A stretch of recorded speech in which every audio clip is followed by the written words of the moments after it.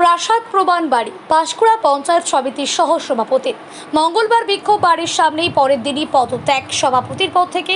রাজ্যের রাজনীতির পালা বদলের পর থেকে রাজ্যের বিভিন্ন জায়গায় শুরু হয়েছে পূর্বতন শাসক দলের অধীনস্থ পঞ্চায়েত বা পঞ্চায়েত সমিতিকে বর্তমান রাজ্যের শাসক দলের হাতে হস্তান্তর করা। বেশ কয়েকদিন ধরেই পঞ্চায়েতে বা পঞ্চায়েত সমিতির অফিসে বিক্ষোভ ডেপুটেশন, আবার কোথাও বা বিশেষ নেতা নেত্রীর পাহাড় প্রমাণ সম্পত্তির উৎপত্তির রহস্য উদ্ঘাটনের দাবি জানিয়ে বিক্ষোভ। সেই রকমই এক চাঞ্চল্যকর অভিযোগ উঠল পূর্ব মেদিনীপুরের পাঁশকুড়া পঞ্চায়েত সমিতির সভাপতি পম্পা সাঁতরা রাউতের বিরুদ্ধে। পাঁশকুড়া পঞ্চায়েত সমিতির সভাপতি পম্পা সাঁতরা রাউত 2023 সালে রাজনীতিতে যোগদান।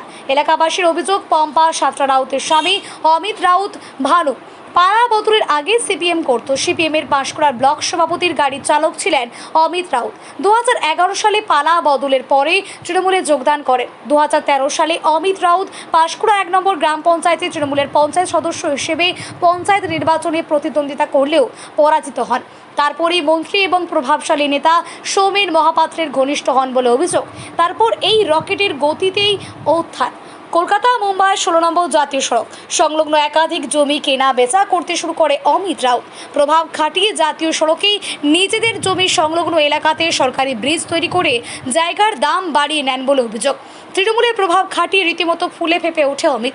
পাঁশকুড়ার মেচো গ্রামে প্রাসাদের মতো বাড়ি তৈরি করেছেন তিনি। বাড়িময় পাথর দিয়ে তৈরি, বাড়ি লাগোয়া রয়েছে বড় মন্দির। এমনকি স্থানীয়দের অভিযোগ, বাড়ির মধ্যেই রয়েছে সুইমিং পুল। কিভাবে করলো এত বড় বাড়ি, কিভাবে কিনলো এত জমি, সেটারই তদন্ত চাইছে এলাকাবাসী। মঙ্গলবার বিকেলে তার বাড়ির সামনে বিক্ষোভ করে গ্রামবাসী সহ বিজেপি কর্মী সমর্থকেরা।